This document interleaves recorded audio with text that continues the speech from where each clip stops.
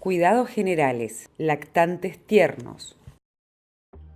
En los lactantes tiernos, la atención de enfermería debe estar enfocada a la atención de la vía aérea, los cuidados de la piel, planes individualizados, alimentación, controles vitales, termorregulación, monitoreo y control del dolor, acompañamiento e información a la familia, observación continua, prevención de infecciones intrahospitalarias, higiene y confort, oxigenación. Salvar vidas está en tus manos.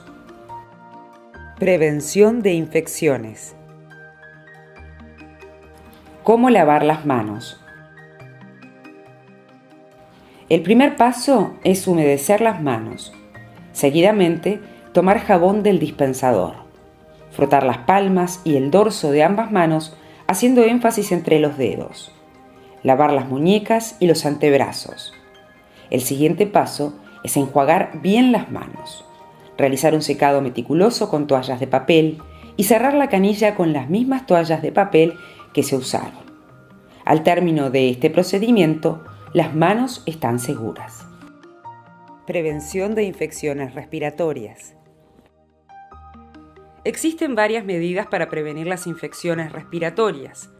El adecuado lavado de manos y el uso de alcohol en gel son unas de las medidas que se deben tomar para prevenir enfermedades respiratorias. Ventilar los ambientes en los que haya mosquiteros en las aberturas, evitar la exposición al humo de tabaco y otros irritantes del medio ambiente, mantenerse abrigado cuando se está expuesto al frío, usar pañuelos descartables cubriendo la boca y la nariz al estornudar, descartar siempre e inmediatamente el pañuelo en la basura, proteger la zona de la boca y la nariz con el antebrazo al estornudar, mantener a los lactantes, en especial a los menores de 4 meses, alejados de personas con tos o que presenten síntomas de enfermedades respiratorias, amamantar hasta los 6 meses de forma exclusiva. Por último, y no menos importante, una forma de prevenir la gripe es la vacunación. La prevención de infecciones respiratorias con vacunas está dirigida a niños, familiares, acompañantes y cuidadores, personal de la salud. En todos los niños, lo primero y fundamental es verificar que el certificado esquema de vacunación esté vigente, debiéndose actualizar si está vencido. Verificar si corresponde que el niño reciba las vacunas no obligatorias que previenen infecciones respiratorias, como la antigripal y antineumo 23. Si no las ha recibido, hay que indicarlas. Preguntar a los familiares y a los acompañantes del niño si recibieron las vacunas antigripal, antipertusis y antineumo 23. De acuerdo a sus indicaciones, si corresponde, hay que sugerir su administración. La vacuna antigripal debe administrarse a niños y niñas de 6 meses a 4 años, embarazadas, mujeres en el puerperio o hasta 6 meses del posparto, personal de la salud, cuidadores o acompañantes de pacientes, personas de 65 años o más, portadores de enfermedades crónicas, enfermedades pulmonares crónicas, enfisema y asma moderada y severa, obesidad severa, cardiopatías, diabetes, pacientes con VIH, inmunodeficiencias, neoplasias, enfermedades renales o hepáticas crónicas, uso prolongado de medicamentos inmunosupresores. Se debe investigar los factores que determinan que una persona se niegue a vacunarse y abordar sus preocupaciones reales. Es importante recordar que se trata de una vacuna inactivada, por lo que no produce gripe. No se debe administrar la vacuna solo en los siguientes casos: los niños menores de 6 meses, las personas alérgicas al huevo, las que hayan sufrido una reacción alérgica grave posterior a la administración de una dosis de esta vacuna, las personas con síndrome de Guillain-Barré producido en las semanas posteriores a una dosis previa de la vacuna. Las embarazadas merecen una mención especial. A pesar de que la enfermedad en este grupo no tiene una mayor incidencia de gripe estacional que la población, la combinación de las alteraciones de la inmunidad mediada por células con cambios fisiológicos que acompañan al embarazo determinan que las embarazadas con gripe sean más vulnerables a presentar complicaciones graves. Las embarazadas con condiciones médicas coexistentes tienen mayor riesgo de morbilidad grave por la gripe. Está demostrado que la vacuna antigripal inactivada, aplicada durante el embarazo, no tiene efectos nocivos.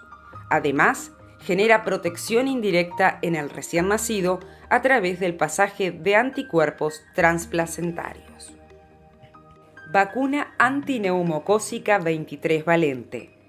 La vacuna antineumocócica 23 valente consta de una sola dosis y debe administrarse a los mayores a 2 años que presenten alguna de las siguientes patologías o condiciones clínicas: asplenia congénita o adquirida, disfunción esplénica, inmunodeprimidos incluido tratamiento con corticoides a altas dosis, drepanocitosis, implantes cocleares, enfermedades crónicas, cardíacas, renales, diabetes y enfermedades respiratorias, incluida el asma en niños asmáticos con tratamiento de corticoides en altas dosis, filtraciones del líquido cefalorraquídeo por malformaciones congénitas, fractura de cráneo o procedimientos neuroquirúrgicos, antecedentes de haber padecido una enfermedad neumocócica invasiva, fumadores. A los adultos de más de 65 años de edad se les administra la vacuna por única vez.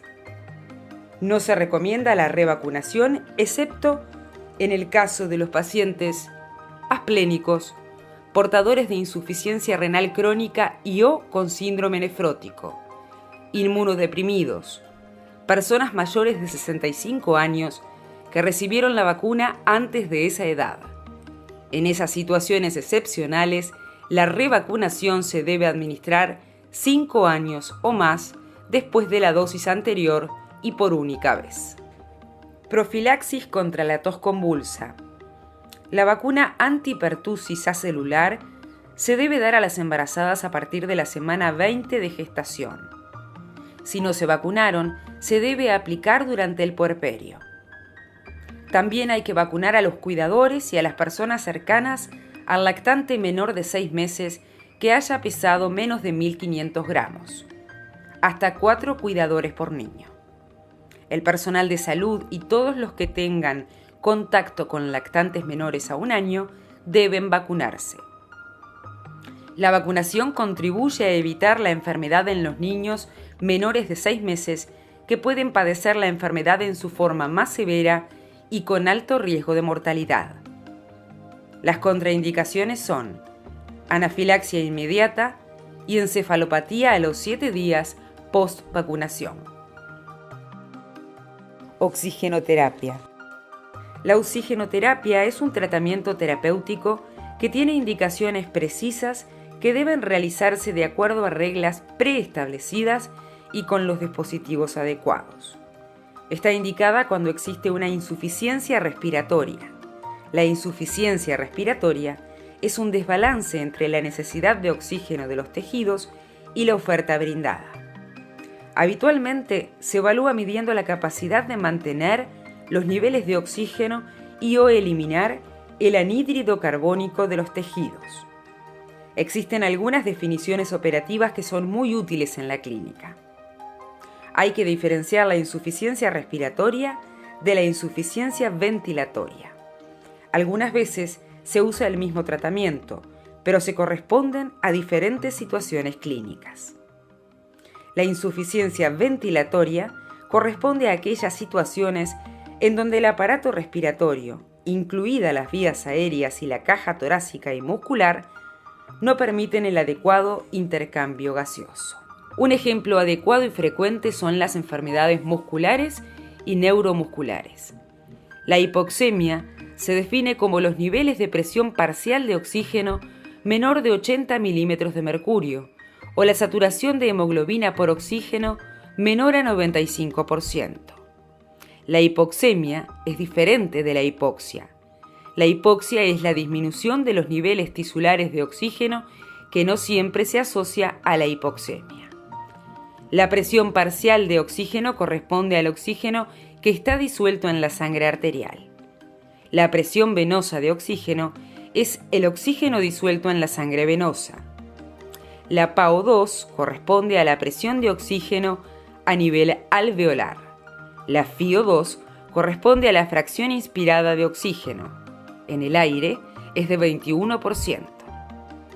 Cuando se administra oxígeno puro, la FiO2 es de 100% o FiO2 1. La PaFiO2 es la relación entre la PaO2 y la FiO2. Habitualmente es normal entre 400 y 500. Si colocamos en el numerador 100 y en el denominador la FiO2 habitual del aire, está entre 20 y 21%. Características del tórax del niño. Debemos diferenciar las características particulares del tórax del niño y sobre todo del lactante. Los niños tienen los huesos más flexibles, los músculos están menos desarrollados, las fibras musculares y el diafragma se agotan rápidamente ante el exceso de trabajo. Además, la excursión diafragmática es menos amplia. La vía aérea es de menor calibre y genera altas resistencias, sobre todo a nivel de la vía aérea alta. La nariz es el sitio que genera mayor resistencia. El pulmón tarda en culminar su desarrollo alveolar. El recién nacido y el lactante pequeño carecen de intercambio interalveolar, que caracteriza al pulmón maduro. El término hiperdinamia se vincula al esfuerzo clínico evidente del paciente. No asegura el mantenimiento de los niveles de los gases en sangre. El aumento del trabajo muscular que se evidencia por el incremento de la frecuencia respiratoria y por la presencia de tirajes no asegura el adecuado intercambio gaseoso. La hipodinamia, la disminución del trabajo muscular, aparece mucho más rápido en el lactante y en el recién nacido por el agotamiento temprano. Los grupos que tienen más riesgo de sufrir un agravamiento de la insuficiencia respiratoria y necesitar un sostén respiratorio son los niños prematuros, los niños con displasia broncopulmonar, los portadores de cardiopatías, sobre todo aquellos que presentan hiperflujo o que generan hipertensión pulmonar, los niños con enfermedades pulmonares crónicas, los niños que presentan enfermedades con compromiso de la mecánica ventilatoria. Recordemos que las vías aéreas altas presentan resistencia. En el tratamiento del niño con insuficiencia respiratoria es necesario aspirarlas, en especial la nariz, y no utilizar dispositivos que obstruyan la boca y/o la nariz. La oximetría de pulso o saturometría funciona detectando el lecho vascular arterial pulsátil interpuesto entre ondas de luz y un detector. Se basa en dos principios físicos. La luz absorbida de la hemoglobina oxigenada es diferente que la hemoglobina reducida en dos ondas de luces del oxímetro que va desde 660 a 940 nm. Lo absorbido por las dos ondas de luces tiene un componente pulsátil, el cual es el resultado del volumen fluctuante en sangre arterial entre la fuente y el detector. Es indispensable que el dispositivo esté colocado en forma adecuada y que exista una perfusión y un pulso perceptible por el equipo. La saturometría hecha de esta manera es muy confiable. Por lo general, no es necesario la evaluación mediante gasometría para conocer la oxigenación del niño. Una valoración gasométrica es necesaria cuando se quiere conocer el nivel de anhídrido carbónico en sangre. En la curva que vincula la saturación de oxígeno en ordenadas y la presión parcial de oxígeno en abscisas, la zona comprendida entre 85 y 88% indica peligro o saturación grave. La parte alta de la curva es mucho menos precisa, de manera que los valores de saturación, incluso de 95%, pueden corresponder a situaciones de riesgo potencial. En la columna, las saturaciones de 90 se corresponden a valores de PaO2 de 60, Cuando sube a 95, la PaO2 aumenta a un valor más seguro de 80. El pulmón mecánico o pulmotor es un equipo usado hasta la década del 50. Si bien parece primitivo, salvó las vidas de muchos pacientes con patologías neuromusculares, sobre todo durante las epidemias de poliomielitis. En la actualidad disponemos de equipamientos más sencillos y confortables, como los equipos de ventilación no invasiva o VNI. Los equipos VNI nos han facilitado el tratamiento de la insuficiencia respiratoria en los niños. Inhaloterapia. La inhaloterapia o aerosolterapia es la administración al tracto respiratorio de partículas por inhalación con propósitos terapéuticos. Un aerosol es una suspensión en el aire de partículas sólidas o líquidas en fase gaseosa. La técnica es beneficiosa por su rapidez, ya que el fármaco se deposita directamente en la vía respiratoria, tiene menores efectos sistémicos, requiere dosis pequeñas y evita la barrera gastrointestinal. El movimiento de las partículas en el aerosol está regido por dos tipos de factores: los intrínsecos del aerosol y los relacionados con el paciente. Dentro de los factores intrínsecos del aerosol, el más importante es el tamaño de las partículas. El rango de las partículas disueltas van desde 0.5 a 100 micras. Esto tiene importancia desde el punto de vista terapéutico, ya que, dependiendo del tamaño de la partícula, éstas llegarán o no al sitio de acción. Las partículas de entre 20 y 100 micras se depositarán en boca y en la vía aérea superior. Entre 6 y 20 micras entre la tráquea y los grandes bronquios. Todas estas tienen mayor probabilidad de efectos sistémicos. Las partículas de entre 3 y 6 micras se depositarán en los bronquios medianos y pequeños. Las de 1 a 3 micras se depositarán en los bronquiolos terminales y alveolos. Estos dos últimos tipos de partículas se consideran ideales o masas respirables. Las partículas menores a 1 micra tienen alta probabilidad de ser exhaladas al medio ambiente. Un aerosol de buena calidad debe tener, por lo menos, 5% de partículas menores a 5 micras en su masa. Una vez que las partículas del aerosol ingresan al sistema respiratorio, se irán depositando en diferentes sitios de acuerdo a 3 mecanismos: la impactación inercial, la sedimentación y la difusión. En el caso de la impactación inercial, el depósito se produce en la vía aérea superior por los flujos altos, la turbulencia y el cambio de dirección del flujo de aire.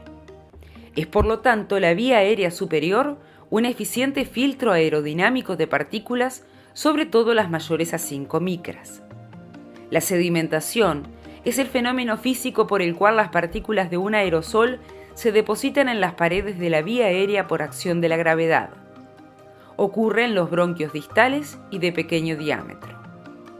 La difusión es el fenómeno físico por el cual las partículas de un aerosol se depositan erráticamente en un sitio de la vía aérea.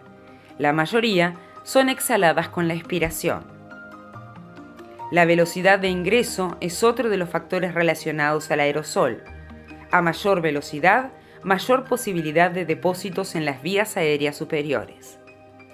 La inspiración rápida determinará que las partículas con mayor inercia se depositen en la vía aérea superior y la vía aérea central, por lo que se aconseja inhalaciones lentas.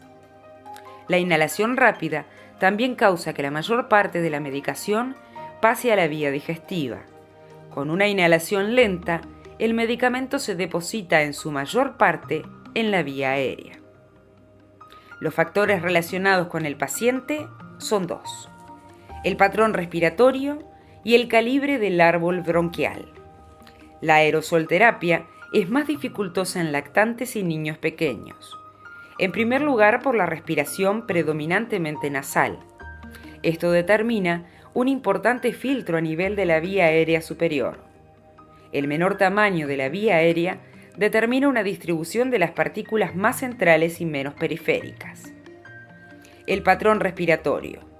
Los niños pequeños respiran con una frecuencia mayor y con volúmenes y flujos menores que los adultos. Además, no pueden contener la respiración, por lo que tienen menos tiempo de sedimentación. Los lactantes pueden presentar hipoapnea, lo que aumenta la variabilidad entre las dosis administradas. Otro de los factores es la mayor cantidad de secreciones en la vía aérea superior, que determinan un flujo turbulento que retiene las partículas a nivel proximal. El llanto durante la administración afecta la penetración distal de las partículas. Ello se debe a la inspiración corta y rápida y a la disminución de la relación inspiración-expiración. La velocidad inspiratoria durante el llanto determina una mayor probabilidad de depósito de partículas en la vía aérea superior. Por último, en los niños pequeños y lactantes hay una mayor dificultad para una adecuada colocación de la máscara facial. La eficacia de la administración disminuye en forma significativa si la máscara facial no se acopla herméticamente a la cara. No es recomendable administrar la medicación durante el sueño del niño. Técnicas de inhaloterapia. Dentro de los métodos que tenemos para realizar medicación inhalada constamos con los nebulizadores y con los inhaladores de dosis medida. En el caso de los nebulizadores, constan con una cámara de nebulización, la cual va a ir conectada a una fuente de aire o de oxígeno que permita el flujo continuo para nebulizar la solución que vamos a colocar en la cámara, y hay que tener en cuenta tres cosas fundamentales. Por un lado, es el flujo que vamos a utilizar para que la nebulización sea la adecuada, y esto es conectarlo a un flujo entre 6 a 8 litros por minuto y no menos de eso, porque no vamos a conseguir el tamaño de partículas adecuados, el mejor tamaño y óptimo para llegar al sitio de acción que queremos.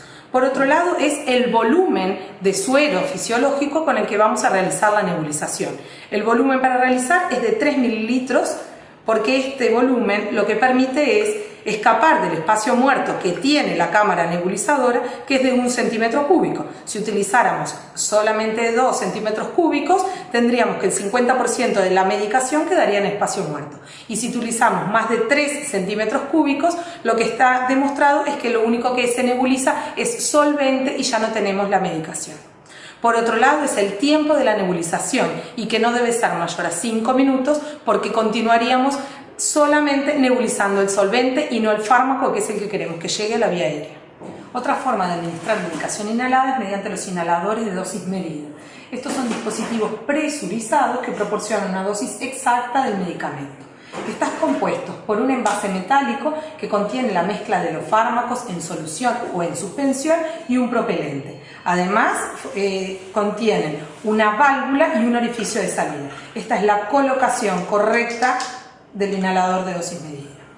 La inhalación directa con el inhalador directamente sobre la boca del paciente es difícil, sobre todo la edad pediátrica, porque requiere la coordinación entre el disparo y la inspiración. Por eso contamos con dispositivos que mejoran la técnica mediante las inhalocámaras. Estas constan de un recipiente que lo que permite es contener y sostener la nube de aerosol hasta que ocurra la inspiración. Contienen además válvulas inspiratorias y expiratorias, y la colocación de la máscara facial que elegimos adecuada para la cara del paciente. Nuevamente, a los niños mayores de 5 a 6 años, lo ideal es que la inhalocámara cuente con pieza bucal. Son inhalocámaras adecuadas si tienen una capacidad de acuerdo al volumen corriente del paciente, que puede ir de 250 a 800 centímetros cúbicos, de 250 como en este caso. Deben de tener un largo de al menos 15 centímetros para permitir la adecuada desaceleración de las partículas, y un diámetro no mayor a 9 centímetros. Presentan una superficie lisa, sin ángulos, y están hechas con un material lavable, irrompible, no deteriorable y de bajo costo. Para su higiene, lo adecuado es desarmar la inhalocámara y lavarla con agua jabonosa, agua y jabón, y dejarla escurrir sin secar. Dispositivos generadores de aerosoles. Nebulizadores tipo jet, inhaladores de dosis medida. La técnica de inhalación: inicialmente colocamos la medicación y el suero fisiológico en el recipiente del nebulizador. Se conecta la fuente de oxígeno y se abre el oxígeno, como habíamos dicho, a un flujo entre 6 a 8 litros por minuto, verificando la formación de niebla o nube de aerosol. Se coloca el paciente en posición sentado o semisentado y se coloca una mascarilla facial adecuada al tamaño del paciente, es decir, que cubra nariz y boca sin nebulizar los ojos. En los pacientes mayores de 5 o 6 años, lo correcto es la utilización de la pieza bucal. Bueno, para realizar correctamente la técnica de inhaloterapia, el paciente debe estar sentado. Se coloca el inhalador en forma vertical, en forma de L, se agita vigorosamente durante 30 segundos para obtener una mezcla homogénea del fármaco y sus propelentes. Se conecta el inhalador a la inhalocámara y se verifica que el tamaño de la máscara sea el adecuado a la cara del paciente. Una vez colocada, tratamos de sellar en forma hermética la máscara a la cara del paciente y se realiza la inhalación, que trataremos de coordinarla con la expiración del paciente. Una vez realizada, se cuentan 5 o 6 respiraciones del paciente o se cuenta hasta 10 segundos aproximadamente para favorecer el depósito de la medicación a nivel pulmonar. Una vez terminada la técnica, se retira y para realizar la segunda inhalación se repite el procedimiento. Se agita nuevamente y se vuelve a realizar la inhalación.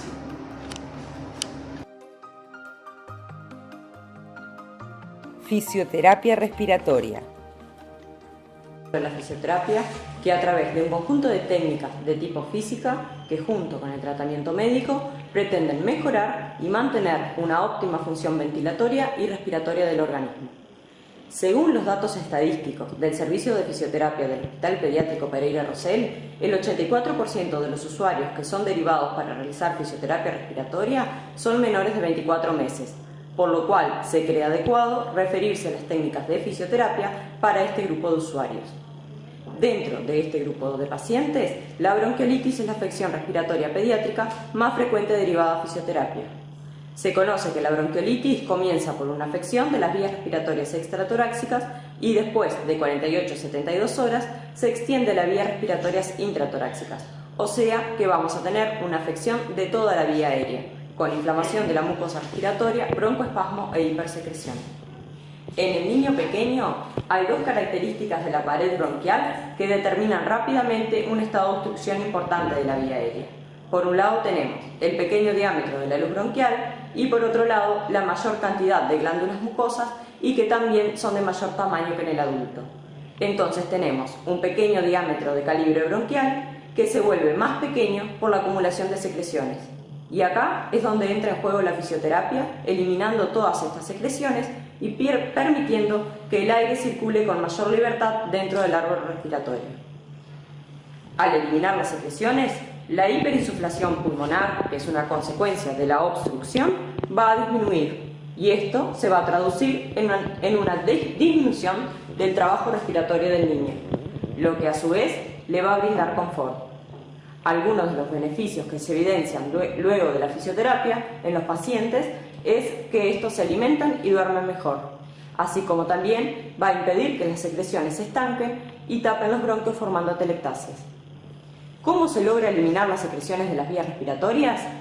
Para eso se debe determinar en qué lugar del tracto respiratorio se encuentran las secreciones, para lo cual se debe evaluar al niño, hacer un examen físico detallado, observando la presencia de síndrome funcional respiratorio, hiperinsuflación, frecuencia respiratoria, frecuencia cardíaca, saturación de oxígeno y observar la permeabilidad de la vía aérea, tanto de la vía aérea superior como de las vías aéreas intratoráxicas.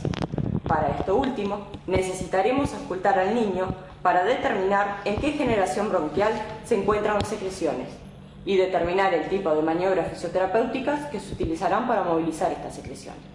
Mucha presencia de sibilancias va a indicarnos que el paciente no está apto para que se le realice fisioterapia. Se deberá eliminar el broncoespasmo para luego poder eliminar las secreciones.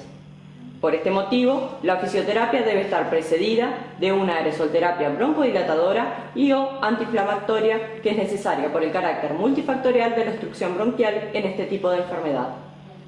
Si el paciente presenta sonda nasogástrica o sonda orogástrica, se deberá abrir la sonda y colocarle un colector. En el caso de que evidenciemos secreciones a nivel bronquial, las cuales en la bronquiolitis generalmente se localizan en las vías aéreas medias, utilizaremos la inspiración lenta prolongada como técnica principal de higiene bronquial. Es una técnica pasiva que tiene como objetivo obtener un volumen expiratorio mayor que el de una aspiración normal. Esta se lleva a cabo realizando una presión manual tóraco-abdominal lenta que se inicia al final de la expiración espontánea y continúa hasta el volumen residual.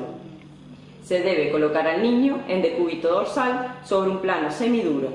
En el final del tiempo expiratorio espontáneo se realiza una presión manual conjunta abdominal y torácica que se continúa hasta el volumen residual.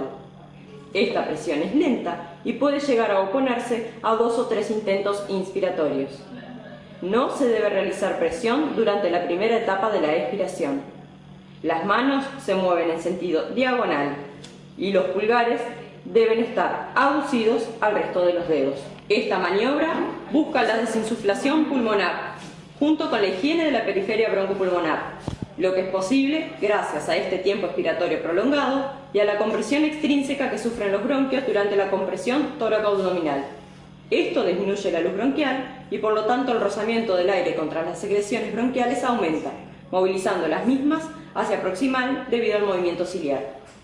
La expiración lenta prolongada puede complementarse con vibraciones.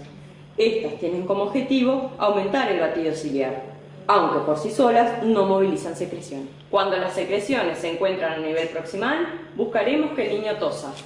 Esto lo notamos al sentir las secreciones debajo de nuestras manos, o escucharlas a distancia o ocultarlas en la vía aérea proximal. Para que tosa, podemos cambiarlo de posición, lo cual generalmente provoca el reflejo de tos. En el caso de que el niño no tosa de forma espontánea, podemos estimular la tos con un bajalenguas a nivel orofaringio. O, en último caso, realizaremos aspiración de secreciones instrumentales. La higiene canalicular del niño no es completa si no va acompañada de la permeabilización de las vías respiratorias extratorácicas. Como sabemos, desde el nacimiento hasta los 4 o 5 meses de vida, la única vía ventilatoria es la vía nasal, excepto durante el llanto. Por este motivo, es de suma importancia evitar la obstrucción de la misma. Además, sabemos que las infecciones de las vías extratorácicas son el punto de partida más frecuente de las patologías de las vías aéreas intratorácicas. La desobstrucción rinofaringea retrógrada es una técnica de inspiración forzada que tiene como objetivo la higiene de las vías respiratorias extratorácicas. Pretende disminuir la obstrucción nasal, favoreciendo la expulsión de las secreciones nasofaringias. Puede estar acompañada de instilación nasal de suero fisiológico o suero salino hipertónico.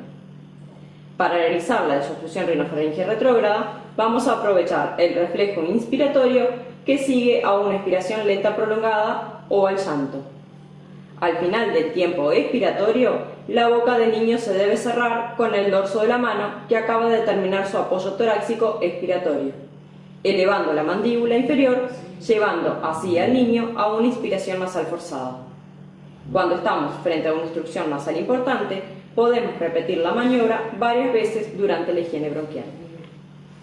Si la vamos a realizar junto a instilación de suero fisiológico o suero hipertónico, se debe preparar el suero previamente. Durante el tiempo inspiratorio, los dedos se juntan para cerrar la boca y obligar a realizar la inspiración forzada mientras que realizamos la instilación. El aire inspirado le sirve de barrido al suero y debemos luego esperar un par de ciclos ventilatorios ejerciendo una presión en la base de la lengua por medio del pulgar.